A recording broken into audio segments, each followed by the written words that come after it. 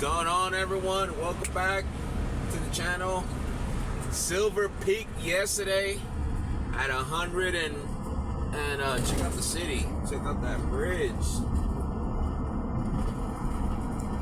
Silver peaked at $117. It went up a substantial amount in just one day. Unbelievable.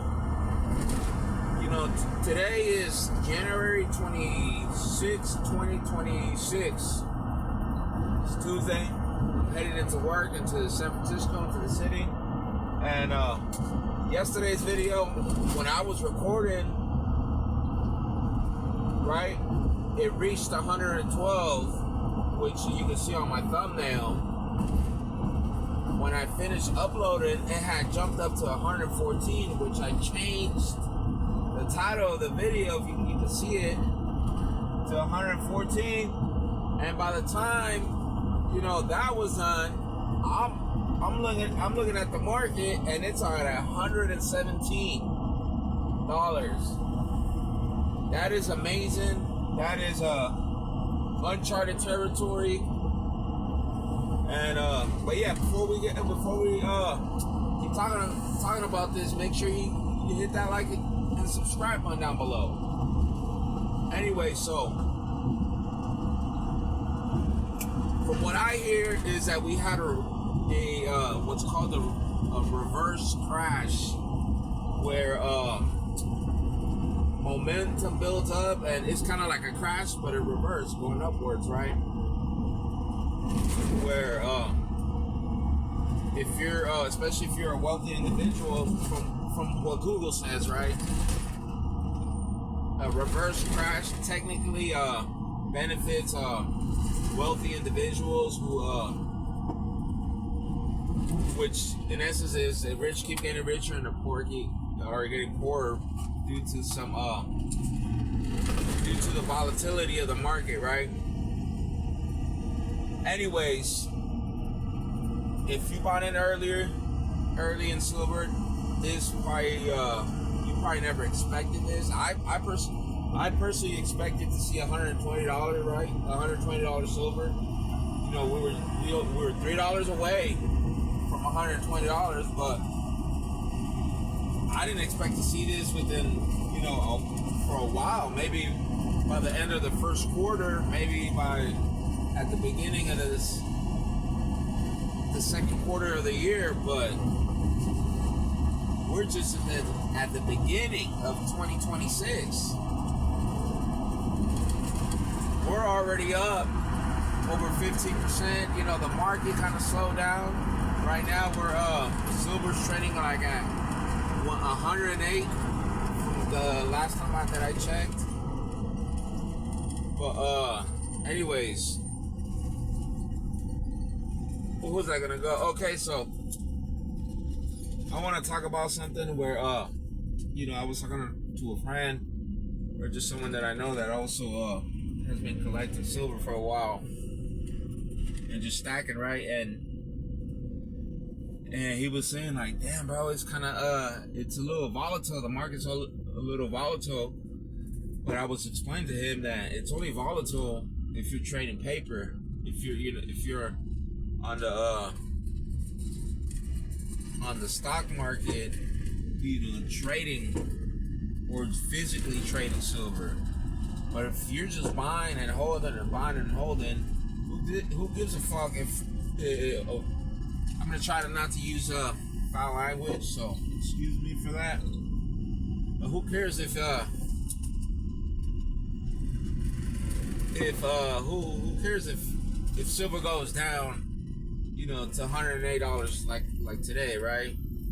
We already know we reached a new peak, and if you're buying silver right now at $108, technically is at a $9 discount, because we already know what the top is, right? And then you also have other people saying that, oh, we haven't reached the top because, you know, based on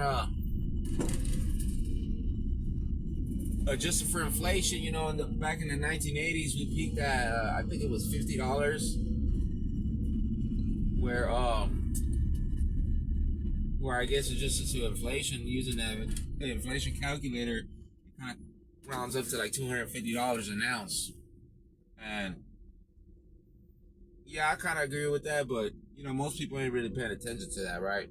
I subscribe to that theory, right, where I do believe we haven't reached the peak, just for inflation numbers. But let's be real, most people out there ain't really doing that conversion where it's like, oh, okay, yeah, just for inflation we reached the peak. No one's really doing that. Anyways, so what was I gonna go with this? 100. So yeah, we reached 100. Gold reached the new all-time highs too, which was amazing. I don't know if you guys are strictly on gold or strictly on silver, or you guys kind of balance that out. Is it a 50-50, 20, 20-80? What's your balance on that? I personally don't check up on that, just because I rather just buy, hold, and forget about it. I actually have to do inventory on my precious metals because I don't even know how much I have, which sounds kind of crazy, right? But another thing I wanted to talk about, the PE ratio, not PE ratio, the gold to silver ratio, the GSR, which is how many ounces of silver does it take for you to purchase 1 ounce of gold, right? So, yeah, it had dropped to like 40, 45, 40 something, which is another good thing, where check out the view though. This is a new how do you call it? I'm going through a different way usually where I record my videos, but this is a Presidio. I come out here like once a week, maybe, to exercise. But it's a really nice neighborhood out here, rich neighborhood too. A lot of government workers out here, but yeah. Anyway, so they had dropped down to the 45. You hear people like Peter Schiff, other YouTubers, how they're saying they believe the gold to silver ratio is gonna come back down to the 15-1 that we've historically, the world has usually been which has been the standard for centuries, right? Anyways, are you guys gonna keep buying silver? Do you think it's overpriced? Honestly, I don't think silver's overpriced. Like, if you watch my previous couple videos, I brought up, right? People like Peter Schiff say you gotta price things into gold, right?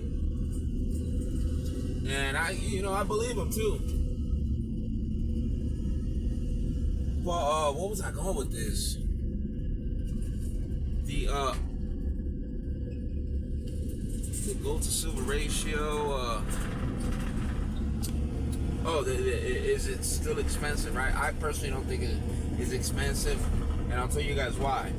Because 20 years ago, 30 years ago, or yeah, 20 years ago, if not more, 25 years ago, gold was selling around $300 an ounce. And most people thought it was unbelievable. Even people made fun of Peter Schiff. I remember this. Well, I remember seeing clips, right? I wasn't, I think I was a child back when Peter Schiff was pushing for gold, back when it was at $300 an ounce, $400, $800 an ounce. And now we're sitting at 5,100. They thought he was a lunatic.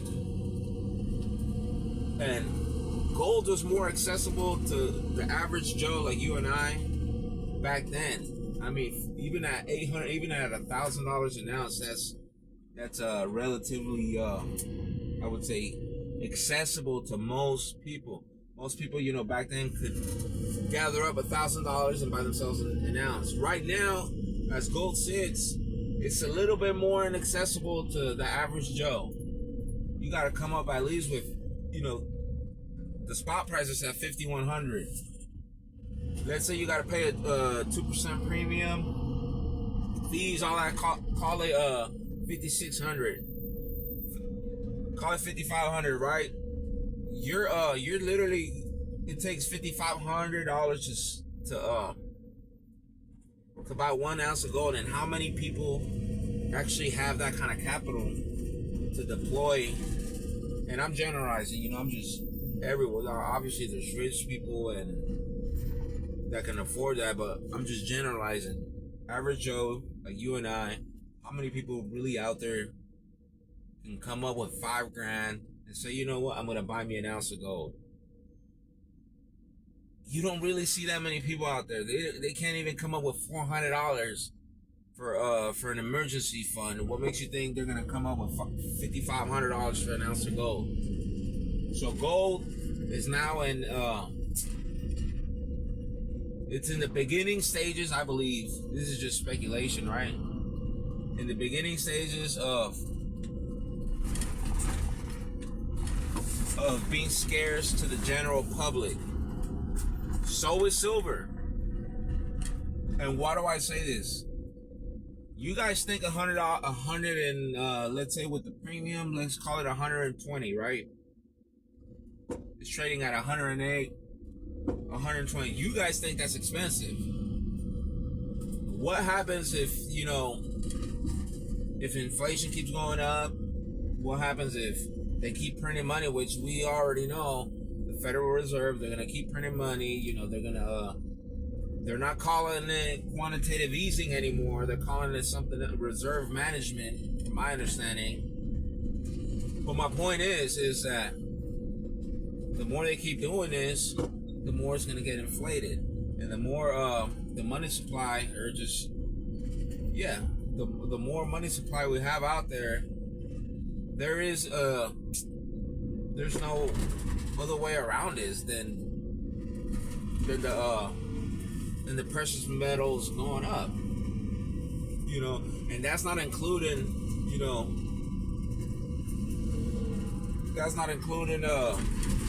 other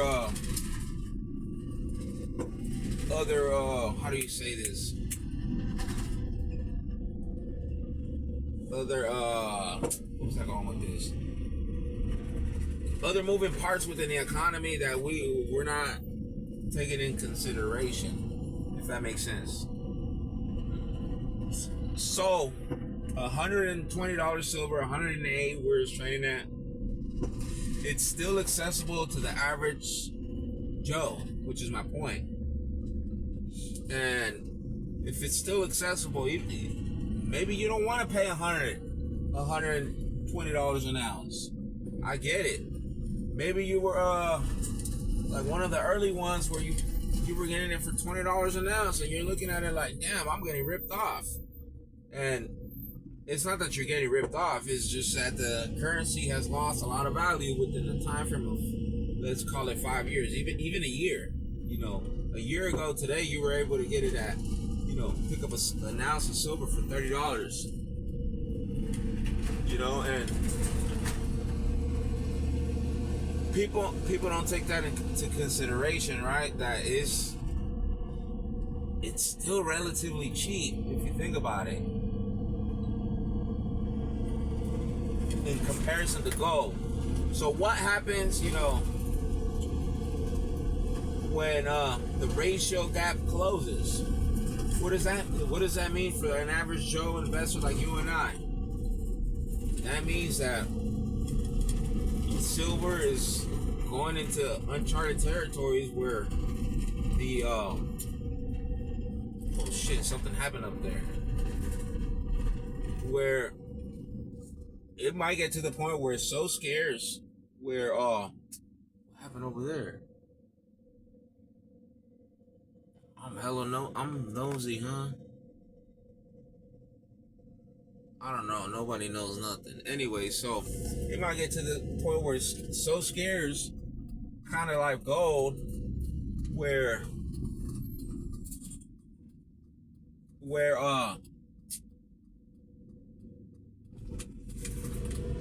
it's gonna be inaccessible to the average Joe like you and I. I really believe that. You know, we if we want to have this, we want to live in a futuristic world. You guys see that? I'm gonna show you guys right now. When I see one, the self-driving cars, technology, and you know, out here in San Francisco, we're the technology, or just in Silicon Valley, we're the technology hub. We get to test out all the new technologies. We get first dibs on it, you know, and all this requires raw materials, not just silver. And in order to keep this going, they gotta keep the assembly lines going. You know what I mean? And obviously, can technologies, you know, improve, and can silver be replaced for other in industry? Yeah, but I'll give you guys this. You know, you have all the YouTubers talking about silver, this and that. My brother's he's an electrician. I want to bring this up real quick. And what he tells me is that he deals with a lot of copper. The price of copper is going up too. You know, this isn't just like a silver rally, right? This is a commodities. I honestly think we might be going into what do you call this? A currency warfare, commodities warfare. That's what's happening. But people don't pay attention on prices and on raw materials, so they're not really aware. But back to what I was saying about my brother, he was telling me that silver, you know, as an electrician, right? A certified electrician, that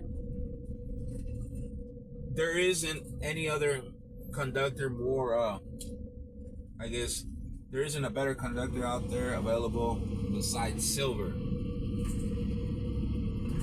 They use silver on certain, you know, on a daily basis when it comes to connectors and just other applications. But the majority of the time they use copper, right? But my point is that we've been as a nation, or just as a population, whatever, you know, we've been asleep at the wheel when it comes to innovation and raw materials, that we've managed to export everything, and now we're starting to realize, holy moly, we gotta do something. We gotta get all these resources. And what happens when there's no more resources? And the people who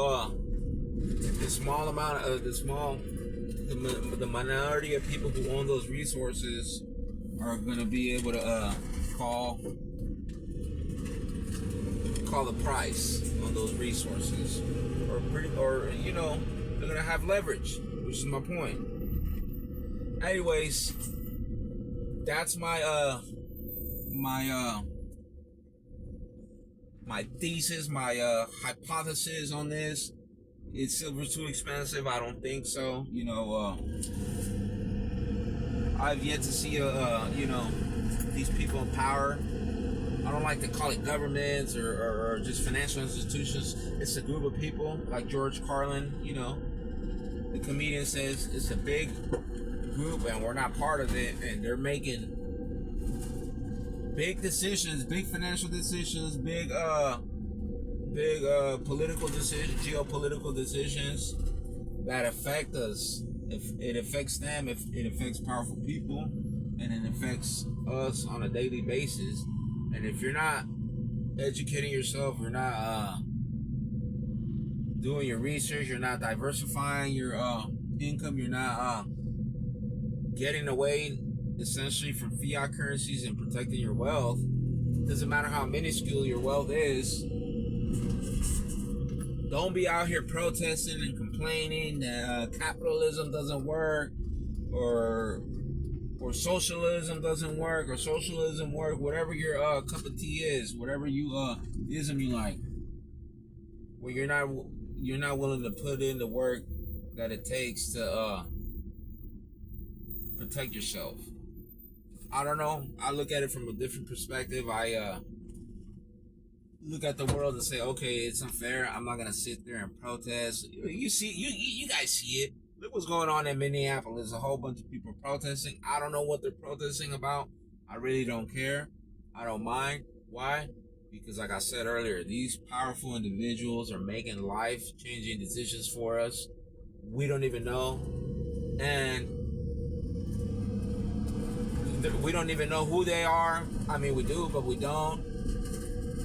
And the best thing we could do is wake your game up before you fuck your name up. And I'll leave it at that. Excuse me for my cursing. I'm gonna try to cut down on that. I kind of like ramble, yip yap a little bit too much. Just, I'm trying to doing my best to pay attention on the road. Make sure I don't get in no car wrecks. Make sure I don't, safety is my main priority. I don't want to pop up on Fox News, like I said, and next thing you know, they might, anyways, I don't want to get in a wreck like them Indian truck drivers. Anyways, I'll leave it at that.